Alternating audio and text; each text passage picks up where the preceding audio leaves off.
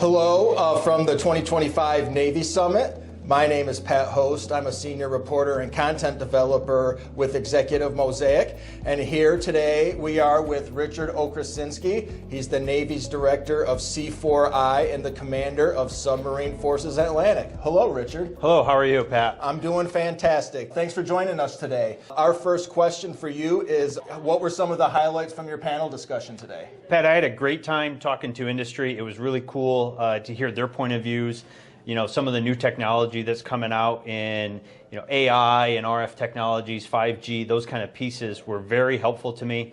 As, we go forward and we work speed to fleet, what are the pieces, that comes out? So dealing with the different companies, and I'm particular to small business. And so the small businesses that are coming up say, hey, I have this idea with a widget that I'd like to work with somebody on.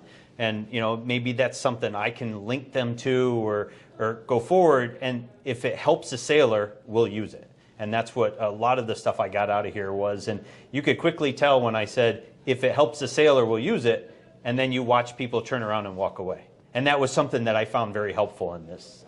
One of the things that stood out to me in your Speed to Fleet panel was how if the captain isn't interested in an innovation or a technology, it's pretty much going to go nowhere. What advice would you have for industry about how to best tailor their offerings?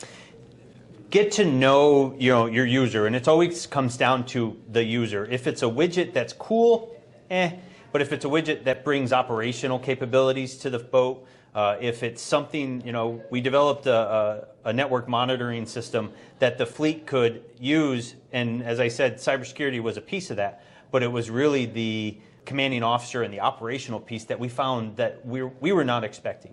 So how does the fleet use something? And then so get to know the users, talk to sailors, what would help your job be better? And how we developed that was we just asked, what would you like to see?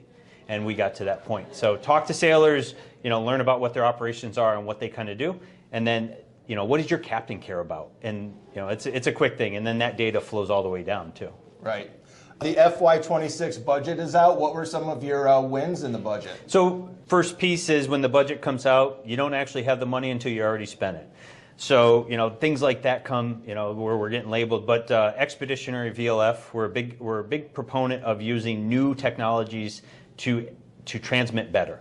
So, using a DARPA project for expeditionary VLF to get VLF to areas that we don't normally cover.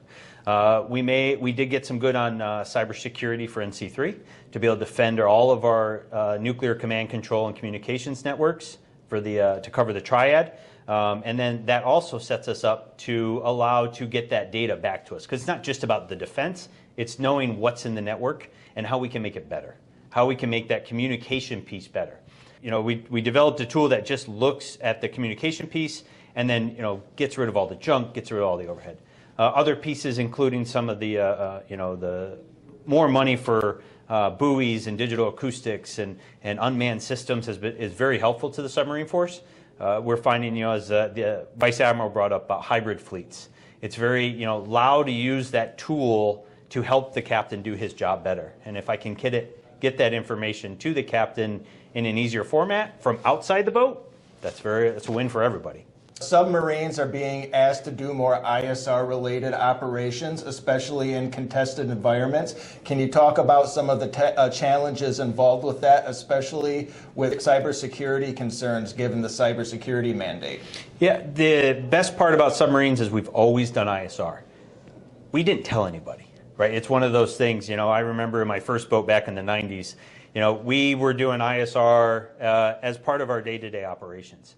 And then, but it's always been there. What we're seeing now is it's in the news a little bit more. ISRs are great for boats. It's what they're designed for. The technological capabilities that they have are really good. The best thing a submarine captain in a command would love to do is be close and in the heat. It drives our blood pressure. It gives us life. You come in and you do the fight.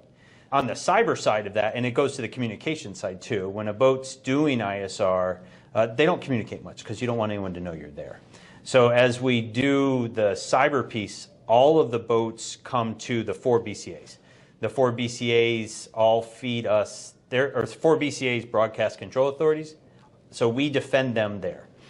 We don't have enough analysts to put on boats, So the submarine force puts analysts at the broadcast control authorities, and then the submarines connect into them, and then we defend the boats.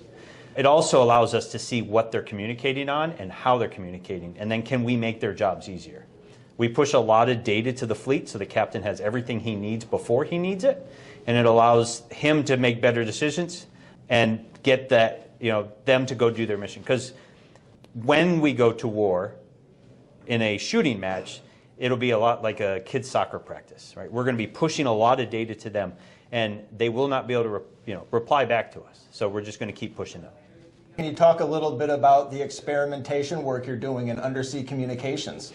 Yep, so we're working a lot with some drone technologies for USVs and then UAVs, doing a lot of buoy work. We're, again, trying to get data to the boats as easily as possible without them having to do it. Also trying other forms of communication using either land terrestrial systems or different types of satellite systems to feed data to boats. There's a lot of very specifics I can't go into, but we are making big waves in the digital acoustics world. Well, thank you so much for joining us today, Richard. It was great chatting with you. If you're interested in more takes like this, please join us at the GovCon International Summit on October 16. Thanks so much, and I'll see you there.